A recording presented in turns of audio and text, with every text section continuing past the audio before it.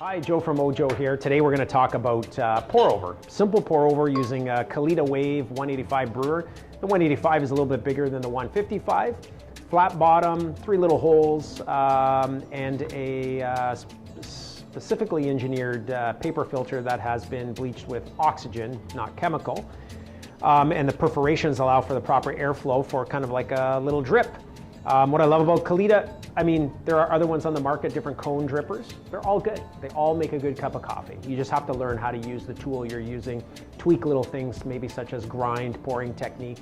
But what I'm going to give you today is a basic recipe for all cone drippers. And take it, apply it, taste it. Everything comes down to taste. If you want to change something, start, with temperature, start with grind, do something, but record it. If you can record it, then you'll know what you changed and what you can manipulate and change in the future. So, tools of the trade. Kalita 185 stainless steel dripper. They come in ceramic. You can get some other ones in BPA-free plastic. What I love about this one is if I drop it, I still have it. It's not gonna break. I do have a vessel for brewing my coffee into. You can do this as simply as putting it on top of a cup and brewing. I just like to see what's going on, and I love to share. And so I'll do it in a glass container. And a little cup for measuring out 18 grams of coffee, a scale.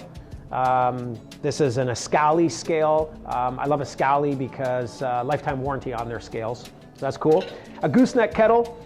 Used to think this was a gimmick when I first got into coffee, but I slowly began to realize that the gooseneck allows for controlled pouring. And that's the beauty of pour over coffee, is it allows you to control the drip rate and the saturation of the coffee so you get a really nice rich extraction. And of course, you need some Ojo coffee. No, I'm just kidding. You don't have to have Ojo coffee. You can have any coffee you like.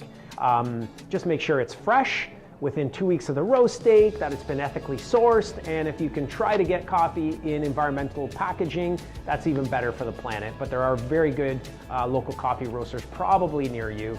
Go out, seek them out, have conversations with them about their coffee, and then take it home and try it as a pour over. So we're gonna get started.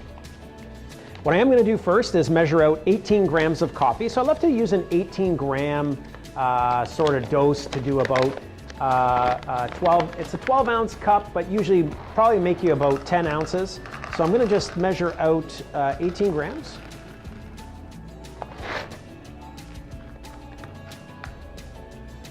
Perfect. Gonna take that, get that ground.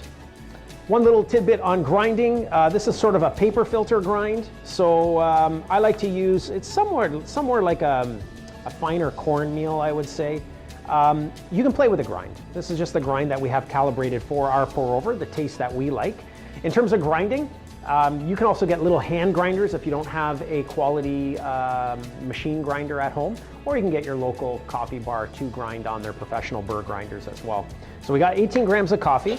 I'm gonna go get 320 grams of filtered water at 208 degrees Fahrenheit to start. And by the time we're done, coffee will start to cool, but it'll still be hot enough to enjoy. And what I like to do with everything is preheat and pre-wet everything. I'll do a preheating.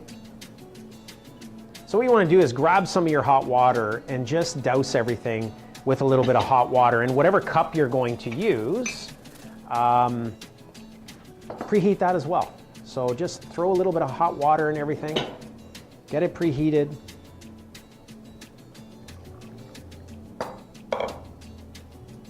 And now I'll put everything onto my scale, tear it off to 0.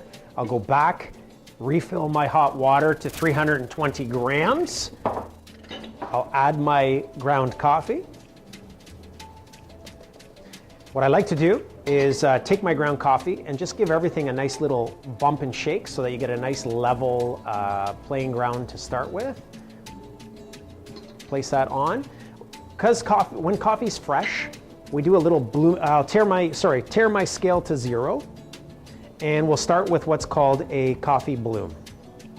A coffee bloom is when you add a little bit of hot water to coffee, just enough to saturate the coffee, but more importantly, to allow for the carbon dioxide to off-gas, because from a scientific point of view, it is technically possible for the off-gassing rate to be so great that will impede on the water being able to extract slowly from the coffee bed.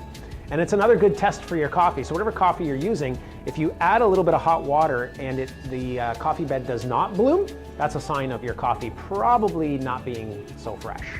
So we'll let that sit for a little bit and then we'll start adding the pour.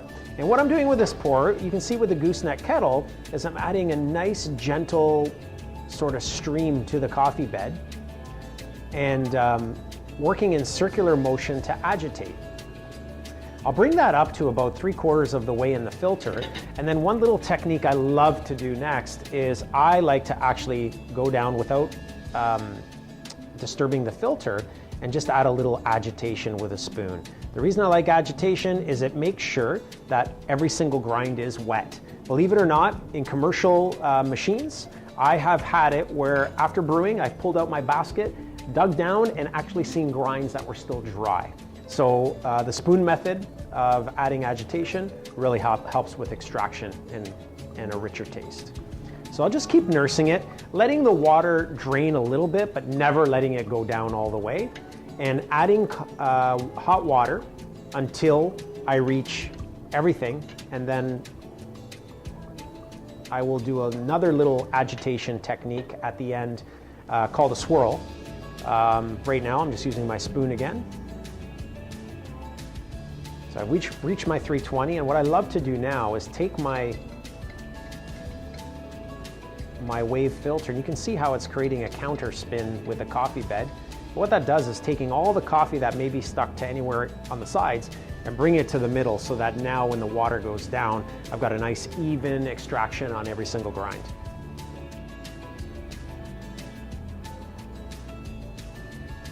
There are theories on whether you should let the coffee bed drain all the way or not. Again, try both and taste it. If you find that there's a little bit too much bitterness by letting it drain all the way, then don't let it drip.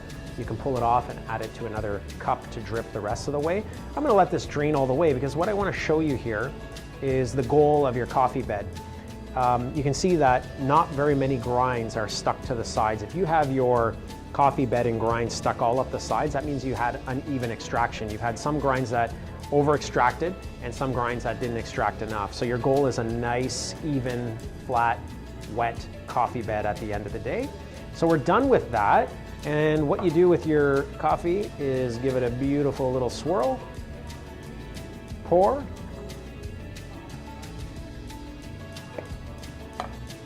and enjoy.